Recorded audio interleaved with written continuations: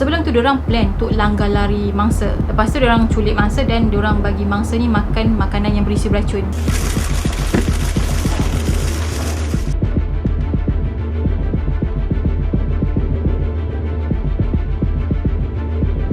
Today is all about story.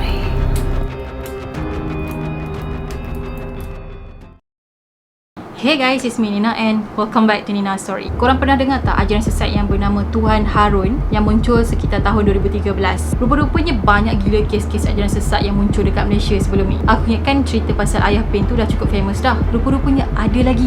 Tapi pengikut Tuhan Harun ni lagi agresif guys. Diorang memang pantang gila kalau ada orang yang cuba memburukkan ajaran agama diorang. Sehinggalah salah seorang kaki tangan Jabatan Agama Islam telah ditembak mati. Gara-gara diorang nak protect ketua diorang ataupun pengasas agama diorang. Gila. So without wasting any time, let's get started.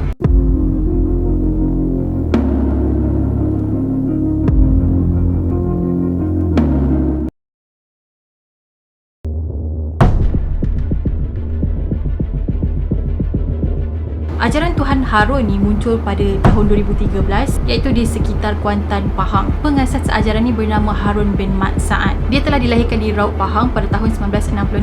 Harun ni sebenarnya bekas pelajar sekolah pondok dekat Kelantan. Jadi lepas habis study semua, dia pun menjadi pengamal perubatan. So start Harun ni jadi pengamal perubatan, dia telah buka sebuah pusat perubatan Islam Al-Reda di Raut Pahang. Dia pernah berkahwin dan dia ada 3 orang isteri. So anak kandung dia ada 7 orang dan dia ada seorang anak tiri. Isteri dia yang ketiga tu dia kahwin dekat Thailand. Tapi orang kata perkahwinan diorang berdua tu tak ada sijil. Pengikut Harun pula tak ramai, sekitar 312 orang. So pengikut-pengikut ini dikatakan pengikut yang sangat taat dan setia. Dan memang diorang percayakan ajaran Harun ni 100%. Harun ni siap ada buka kelas lagi untuk sebarkan ajaran dia dekat kawasan Kampung Pandan dan juga Bukit Ubi. Harun juga dia pernah sewa sebuah dewan seminar dekat hotel. Semata-mata dia nak kumpulkan pengikut-pengikut dia yang ada dekat seluruh Malaysia. Tapi ajaran dia ni dikatakan hanya sembunyi-sembunyi je. Sebab pengikut dia dilarang untuk menghebohkan tentang ajaran dia, melainkan dapat kelulusan daripada Harun. Pengikut setia dia sanggup buat apa saja demi Harun ni, termasuk membunuh. Biasanya Harun ni akan cari pengikut dia yang ada dalam masalah. Contohnya macam ada masalah kewangan, masalah family dan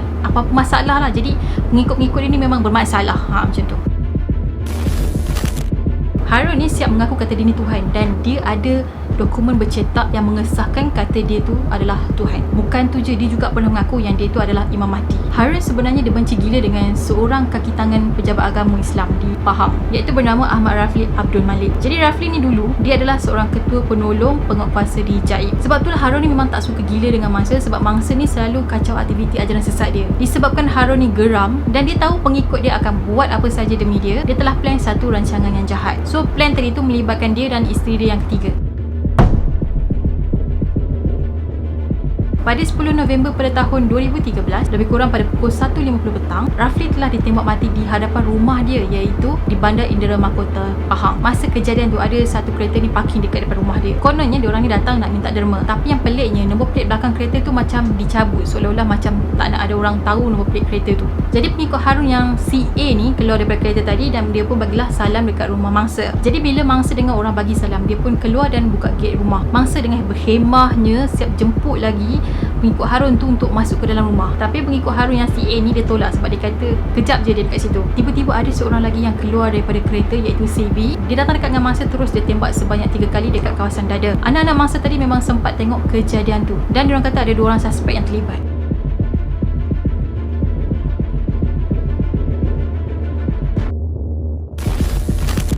Diorang berdua terus masuk ke dalam kereta dan meninggalkan rumah mangsa. Mangsa telah disahkan meninggal dunia dan mayat mangsa telah dibawa ke hospital untuk bedah siasat. Motif utama mangsa ni kena tembak sebabnya mangsa selalu buat aktiviti untuk mencegah ajaran sesat. So Harun ni memang dia tak puas hati lah dan dia memang benci gila dengan mangsa. So untuk settlekan masalah dia tu, dia pun plan lah something untuk menghapuskan, untuk melenyapkan mangsa daripada dunia ni. Bila polis tanya kenapa pengikut-pengikut dia buat macam tu, pengikut dia kata Tuhan kami arahkan kami untuk lenyapkan mangsa. Sebenarnya tu bukanlah satu-satunya plan yang diorang pernah rancang. Sebelum tu diorang plan untuk langgar lari mangsa. Lepas tu diorang culik mangsa dan diorang bagi mangsa ni makan makanan yang berisi beracun. Tapi plan yang pertama tu tak jadi sebab diorang kata lokasi kejadian yang diorang nak buat tu macam tak berapa sesuai. Harun ni cakap dekat pengikut dia kata perintah Tuhan kalau boleh kena buat cepat-cepat. Jadi pada hari kejadian tu 3 orang pengikut Harun ni telah menjalankan misi diorang. 3 orang yang terlibat ni adalah orang lain, bukan orang yang tembak mangsa. Pada masa tu diorang ni just perhatikan mangsa daripada jauh je. Diorang bertiga just tengok je. Sebenarnya diorang bertiga ni nak pantau aktiviti apa yang mangsa ni buat. So diorang bertiga ni sebenarnya memang sangat-sangat wanted lah, sebab diorang adalah saksi utama pada hari kejadian. So lepas daripada kejadian tu, polis telah berjaya menangkap diorang bertiga yang tengah usha line tu, dan diorang bertiga telah dijadikan sebagai saksi dekat mahkamah. 2 orang lagi yang datang ke rumah mangsa tu pun berjaya ditangkap dan diorang dituduh atas tuduhan membunuh. So selepas dibicarakan, diorang berdua tadi tu yang datang ke rumah mangsa telah dijatuhkan hukuman Seksyen 302 Kanun Kesesahan, iaitu gantung sampai mati. Harun pula pada masa tu dia tengah stroke, so dia cuma dijatuhkan hukuman penjara selama 6 tahun. Asalnya dia kena hukuman penjara 15 tahun, tapi disebabkan keadaan kesihatan dia pun tak berapa nak mengizinkan, jadi mahkamah meringankanlah hukuman dia, jadi dia cuma penjara 6 tahun je.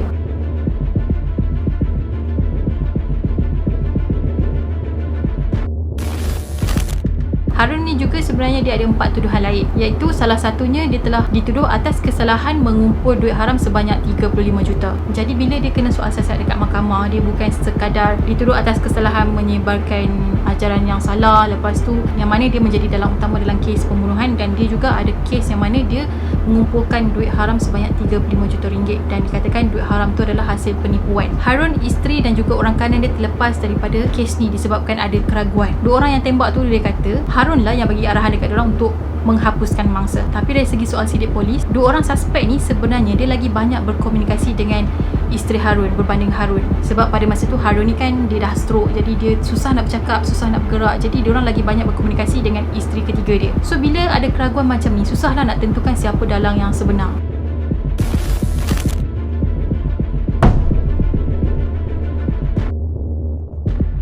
Pada 16 Ogos pada tahun 2016, Harun telah meninggal dunia dan kes ni masih lagi tergantung. Harun meninggal disebabkan dia ada masalah pernafasan. Jadi 2 orang suspek utama tadi tu memang dah confirm lah ke tergantung. Seorang suspek yang bagi salam dekat rumah mangsa tu sebenarnya dipercayai masih lagi bebas sampai sekarang. So maksudnya dalam kereta tu ada 3 orang. Mungkin yang seorang tu drive, seorang lagi tembak, seorang lagi bagi salam. So isteri Harun dan juga 3 orang lagi saksi tadi telah dibebaskan daripada tuduhan membunuh sebab peguam gagal membuktikan kata diorang ni terlibat dalam kejadian tu. Okay guys, that's it for today, dan aku harap pada korang yang di luar sana yang tengok video aku, kita jangan mudah percaya tentang sesuatu ajaran, dan aku harap kita sentiasa dilindungi daripada ajaran ataupun daripada anasir-anasir yang boleh merosakkan akidah kita, insyaAllah. And yeah, that's it for today, dan aku harap korang suka dan enjoy dengan video aku. Pada korang yang belum lagi subscribe channel ni, make sure korang subscribe di bawah dan turn on notification sekali. Kita akan jumpa lagi pada video yang akan datang.